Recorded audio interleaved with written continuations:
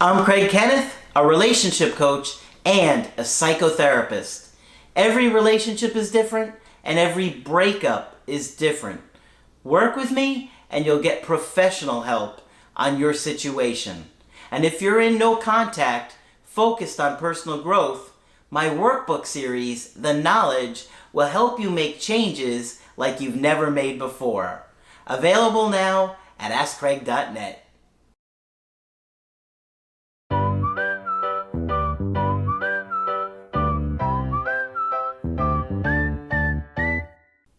Hi there, I'm Coach Craig Kenneth. And I'm Coach Victoria. And in this video, we're going to be talking to you about, but they promised to never leave me. It's a tough one. They promised. They did promise.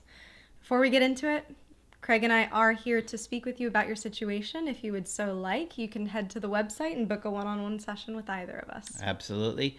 If you want to schedule with Coach Victoria, just click on her name in the top of the website. You can schedule with her.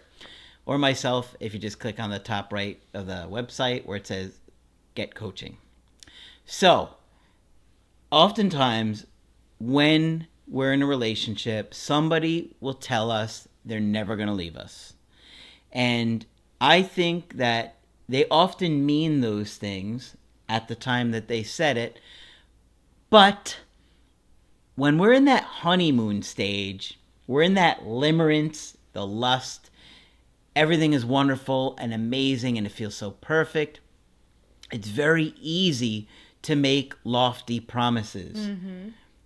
It's easy to promise somebody the world, but delivering something consistently day after day when maybe your partner is getting on your nerves or they're not meeting your needs is a very difficult thing. So we're going to talk about this today because maybe you were in a situation with somebody for a long time. And maybe you even were engaged, maybe married. We take vows. Mm-hmm. And it's very easy to take the vow. Like you can take the reservation, like Seinfeld. You take the reservation, but you have to keep the reservation. That's what's difficult, and It looks very different when you're making the promises as to when you're actually living it out. When you are in sickness and in health, it can look very different. So this is a challenging topic because sometimes we hold on to those promises so tightly because they give us that sense of security. And the more and the greater and more intense the promises are, the harder the breakup because your hopes are so high. You've almost envisioned this other reality where you are together forever, where you are in old age, maybe in your little cottage in the woods, having this amazing, super connected relationship. Mm-hmm. So when that falls through, the disappointment is extreme. And it can be really hard to accept that your partner has made that promise and then gone back on it.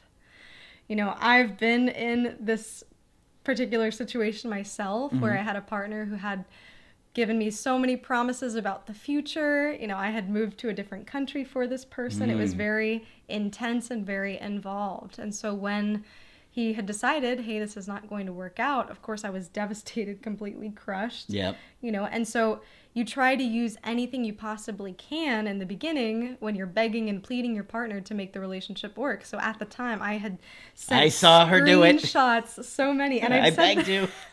Don't do it. Don't do it. I've said the story in previous videos, and it's interesting because I've had clients tell me I've done the same thing or I've been tempted to do the same thing. So I know it's embarrassing for me to say. You told me. You told me that this, and you were pulling up screenshots. I thought, in my mind, he was going to say, you know what, you're right. Even though I don't want to do this, I'm going to stay because I promised. Yeah, we fantasize. We fantasize. We do. That's what we always trying to tell you guys. You have these fantasies mm-hmm. of how your strategy is going to work, but they don't work. Trust us. And it's embarrassing for me to share, but I know that many of you can connect with that feeling or can, think about, okay. Screenshot. Yeah. Screenshot. They might consider it or have done it. Send. It's so cringy when I look back. But we do try to use these promises to almost force our partner back into a relationship. And so this is kind of one of those things that's a little bit difficult, because yes, they did make that promise, but just kind of like if you were to consent to do a lab experiment, a lot of times in these consent forms nowadays, we have that you can exit the experiment whenever you'd like. Yep. And that's because of just our standards today, our ethics. You know, we know that people can promise to be in a relationship forever, but divorces exist. There are, you know, ways to end relationships in which people don't want to stay, because nobody should be forced into a situation because of a promise that they made a long time ago. And that's something that's really hard to accept, because it's, you know, it's somebody's word. Yeah, it's very tough because you're hurt and you're angry and you're scared and you just want an opportunity to fix things with them. But people do have the right to change their mind. Now, I'm against that. I think we should have forced mind control. I'm just kidding. Some people are like, yes, I'm liking this video. I like where this is going. No, people have the right to change their mind. And I'm sure you've been with somebody, or there's a good chance you've been with somebody that maybe you even said those things to because you felt that way. But maybe they did all kinds of things that you didn't like. Maybe you had different dreams or aspirations or desires, or you just didn't get along so well like you did in the beginning. There could be a lot of different reasons. Whatever they may be, if someone changes their mind, they're allowed to, and it hurts, but you really want to think about, do you really want them to be in your life if they don't want to be? And for those of you that are screaming yes right now, and I'm sure some of you are, that's not healthy. Okay? It's not healthy to try and force somebody to stay with you because they made a promise. Now, we have this idea of unconditional love in our romantic relationships. I'm sorry, it just doesn't work that way. If you think that it does, you're in for a real eye-opener, as you are probably experiencing right now. Love is conditional. Is that fair? I don't know. That's up for debate, right? Well, really, when you see unconditional love, you can see it between a parent and a child. You Exactly. know, a child is learning their way around the world. You know, they're a kid. They don't have that kind of adult understanding just yet. But when it's between two adults, when it's unconditional, that can put you in a situation where you're tolerating things that maybe you shouldn't, or things that could be hurtful to you. And while we like the idea, unconditional love sounds really good, and you hear it in Hallmark movies, and this idea is really romanticized, that you'll be with your partner no matter what, there are certain limitations. Yeah, You know? is that fair? I don't think it's fair to stay with somebody who's not holding up their end of the agreement. Right. Right? If you're with somebody who's neglecting you, are you obligated to stay forever and continue to experience that neglect simply because you told them at some point that you were going to stay with them forever? I mean, well, that person really wasn't holding up their end of the agreement of treating you well and treating you with respect and kindness if they're neglecting you. And I know this can be a touchy subject because many Yes. different people have different views about marriage and vows and certain promises in that respect. But this is really personal. It really is based off of your own limitations, off your own boundaries. There might be some people who would be willing to be in a relationship with somebody who does certain things versus others. And so it really is up to that person's limit. But you have to remember that everybody has a limit, right? So in a relationship, you might cross somebody's boundaries, you might cross somebody's limits to the point where they say, yes, I've made these promises, but these set of issues, these things that are happening in my life, or these changes that have happened are causing me to separate and go back on what I had said. It would be nice if it was not so complicated, but there are a lot of complications that go with this. You may see it as black and white. Well, they told me that they were going to be like, that they were going to love me forever. Okay, but how much of the agreement did you really hold up to? Were you still the same person 5 years in that you were in those first 6 months to a year? Probably not. If you're honest with yourself and you really, we get so blinded by the feelings we have in those initial stages of love that we don't see that we start to change and they start to change little by little, day by day, tiny little things, unless you are really aware of yourself and how you're showing up. And most people don't think about those things. And it can be the flip side too. It can be that the person who's making these promises doesn't really understand what they're in for or what they're signing. And this happens a lot, especially with the avoidant attachment. They come off very strong in the beginning. They will promise you the world. Yes. They want relationship. And we've talked about this on the channel a lot, that avoidant attachers do want connection. Sometimes they do want families. Sometimes they do want marriage and more intense commitments. So you can get these kind of words and promises and ideas from an avoidant partner or from anyone in the beginning, and they don't really have an understanding of what it looks like in practicality, how vulnerable you have to be in order to get to those steps, and really what it takes, the amount of work it takes. And it does take a lot of work. If you're saying relationships should be easy, you should search avoidant attachment style immediately, because relationships are not easy. It's about your needs, another person's needs, and the relationship needs, and trying to find a balance of all those things. And it is not easy to do. Yeah, and I'll share from personal experience.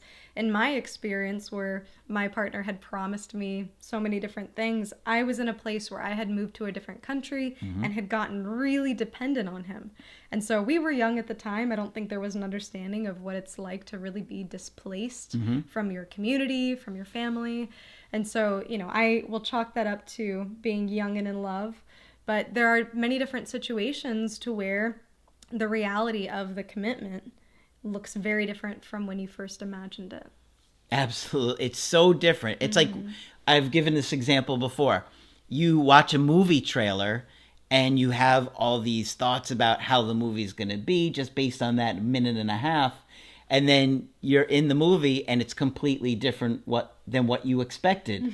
I mean, you get the point, but this is a difference of, 6 months with somebody as opposed to 6 years with somebody, that it's very different.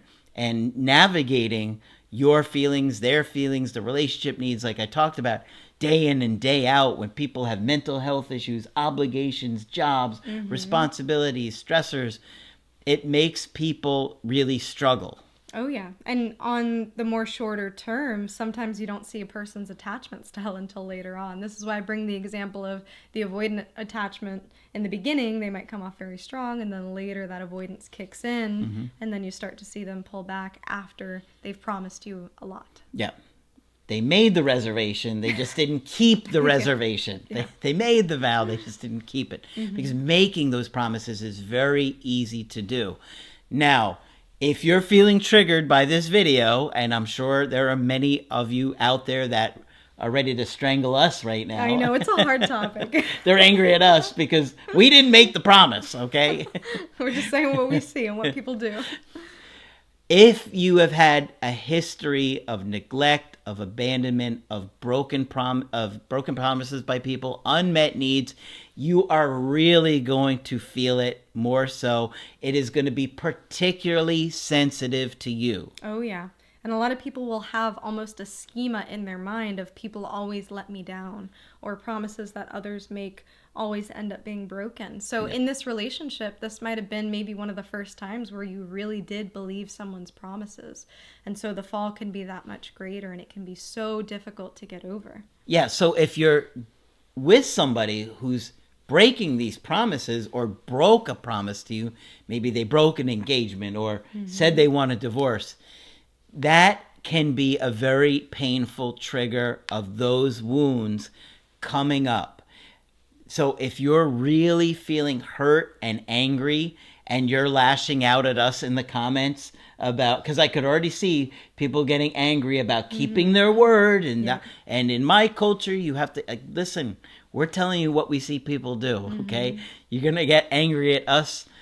I already know it because some people are hurting that bad, but that is something that should make you reflect. People break promises, and to say that it's a disappointment is an understatement, because a lot of times, like I'd said before, this is tied to your sense of stability, this is tied to your sense of security, and really when somebody makes a promise, you depend on it. It has to do with being able to rely on your partner when they say that they're going to do something or be somewhere, whatever it might be. So this can be a really difficult thing to get through, but we have to be able to let people go and leave situations that they no longer want to be a part of. because forcing and trying to get them back into a situation just because they had promised something is not going to go well for you. No, and if you really pay attention to what we teach on the channel, we tell you not to try to manipulate your ex, and we tell you let go to get them back, because that's coming from a place of confidence. If you're sending clean slate messages, handwritten letters, good reminder texts, that's manipulative tactics. Screenshots. Yeah. Grand gestures. Listen, we know, but those things usually make it worse. Those things usually make people angry because they can feel it. They may not be able to articulate, I know you're trying to manipulate me, but they can feel it. And the balance is off on the attraction, and the dynamic gets thrown off. So you don't want to do those things. Yeah. We try to teach you to grow, to heal, to become more confident, so you don't have to do a lot of those manipulative behaviors that probably got you in the place that you are now. Right. Because anxiety makes us manipulative, okay? Go check out the video, The Real Reason Relationships Fail. It's an old video, but it goes into detail. This is all the stuff that we teach in the course, how anxiety causes us to try and do things to make our partner close to us, but that makes them want to push us away. And anxiety of feeling smothered makes us want to push our partner away.